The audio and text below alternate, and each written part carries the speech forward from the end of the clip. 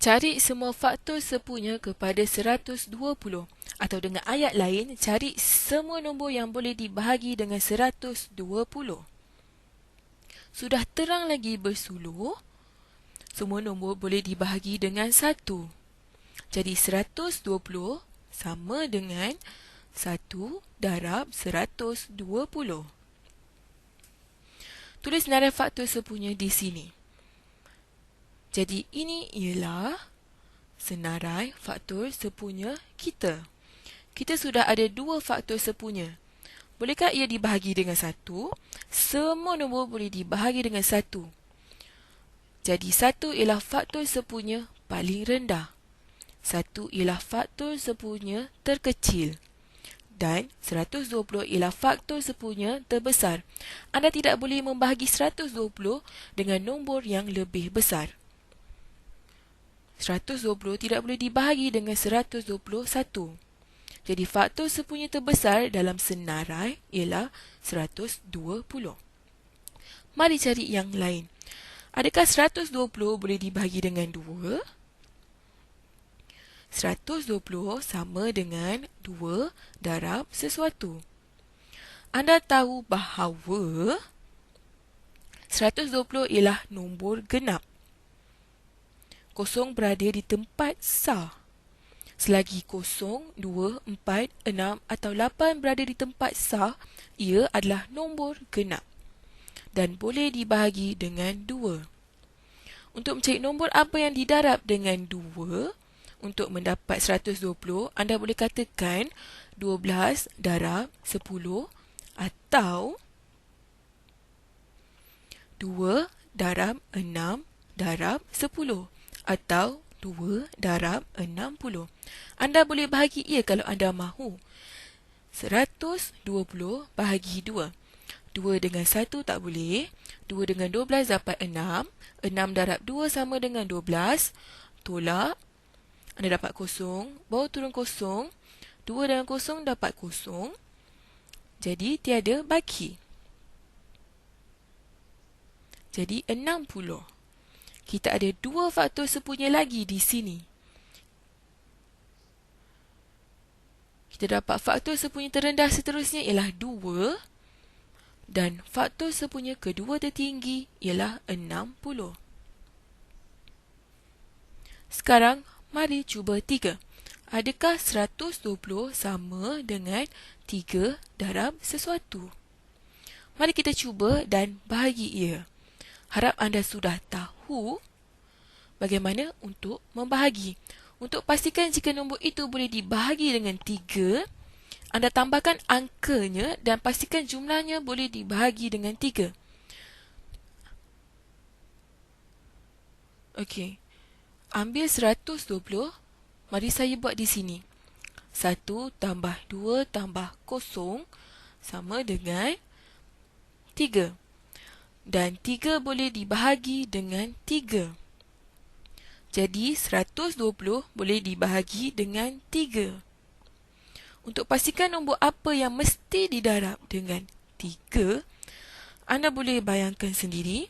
Anda boleh katakan 3 darab 4 sama dengan 12.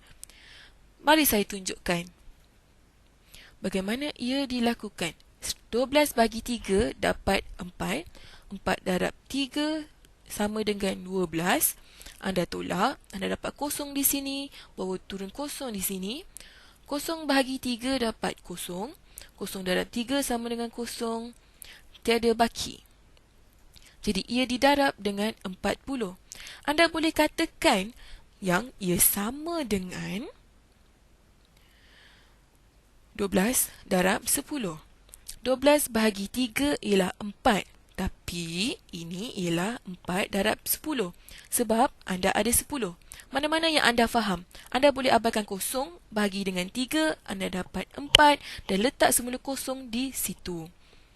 Jadi kita ada dua lagi faktor. Di tempat terkecil kita ada 3 dan di tempat terbesar kita ada 40. Mari cuba jika 120 boleh dibahagi dengan 4. Kita sudah tahu untuk menentukannya, anda perlu abaikan nombor selepas tempat puluh dan hanya lihat dua nombor terakhir. Jadi untuk menentukannya, kita hanya lihat dua nombor terakhir. Dua nombor terakhir ialah 20. 20 semestinya boleh dibahagi dengan 4. Jadi 120 boleh bahagi dengan 4. Jadi 4 ialah faktor sepunya. Untuk mengetahui apa darab dengan 4 dapat 120, anda boleh buat 12 bahagi 4 ialah 3.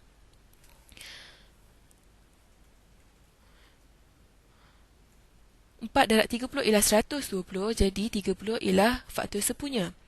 Anda boleh buat jalan kira yang panjang untuk pastikannya. Mari kita teruskan. Jadi 120 sama dengan, adakah 5 ialah faktor sepunya? Adakah 5 darab sesuatu sama dengan 120? Tiada jalan pintas. Jadi pertama kita uji adakah ia boleh dibahagi. 120 berakhir dengan kosong. Jika ia berakhir dengan kosong atau 5, ia boleh. Jadi 5 ialah faktor sepunya. Mari tentukan berapa kali. 120 bahagi 5. 1 tak boleh. Dengan 12 2 kali. 2 darab 5 ialah 10. Tolak. Anda dapat 2. Bawa turun kosong. 5 kepada 20 4 kali. Jadi 4 darab 5 sama dengan 20. Tolakkan. Dan tiada baki. Kerana ia nombor genap. Nombor ini berakhir dengan kosong atau 5. Mari saya padam ini supaya ada lebih ruang untuk jalan kerja yang seterusnya.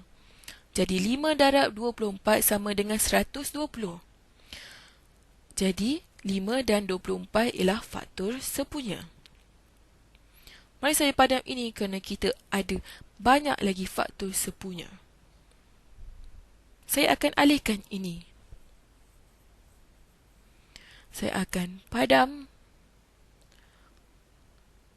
dan saya akan letakkan di sini supaya kita ada lebih ruang untuk yang lain. Kita ada 5 dan 24. Seterusnya ialah 6. Jadi 120 sama dengan 6 darab sesuatu. Untuk dibahagi dengan 6, ia perlu boleh dibahagi dengan 2 dan 3. Sekarang kita sudah tahu ia boleh dibahagi dengan 2 dan 3, maka kita akan bahagi dengan 6. Anda patut boleh lakukannya sendiri. Ia agak sukar, tapi anda boleh katakan 120 begini. 12 bahagi 6 ialah 2 dan anda ada kosong di situ. Jadi 120 bahagi 6 ialah 20. Anda boleh gunakan jalan kira yang panjang. Jadi 6 darab 20 ialah faktor sepunya. Mari ke nombor 7. 7 ialah nombor ganjil. Untuk pastikannya, kita cuba cara lain. Mari bahagi 120 dengan 7. 7 dengan 1 tak boleh. Dengan 12 kali. 1 darab 7 ialah 7. Tolak. Anda dapat 5. Bawa turun kosong. 7 darab 7 sama dengan 49. Jadi 7 kali. 7 darab 7 ialah 49. Tolak. Anda dapat baki 1. Ia tidak genap. Jadi 7 bukan. Sekarang mari cuba nombor 8. Lihat jika ia boleh. Mari kita cuba 8.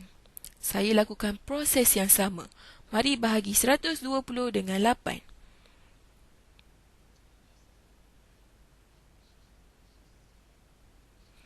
Mari kita cuba. Saya ada petunjuk. 8 boleh dibahagi oleh 12. Ia tidak boleh dengan 1. Jadi dengan 12 ialah sekali. 1 darab 8 sama dengan 8. Tolak di sini. Dapat 4. Bawa turun kosong. 8 kepada 40 ialah 5 kali. 5 darab 8 ialah 40. Tolak dan ia tiada baki di sini.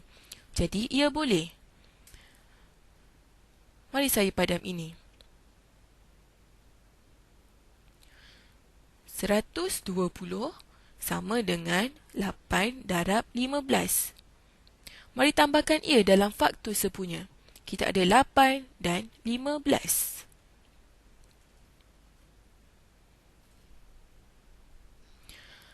Adakah ia boleh dibahagi dengan 9? Adakah 120 boleh dibahagi dengan 9? Untuk itu, kita tambah semua angka. 1 tambah 2 tambah 0 sama dengan 3. Tetapi 3 tidak boleh bahagi 9. Jadi nombor itu tidak boleh dibahagi dengan 9. Jadi 9 tidak boleh. Mari ke nombor 10. Ini mudah. Ia berakhir dengan 0, jadi ia boleh dibahagi dengan 10. Mari saya tulis.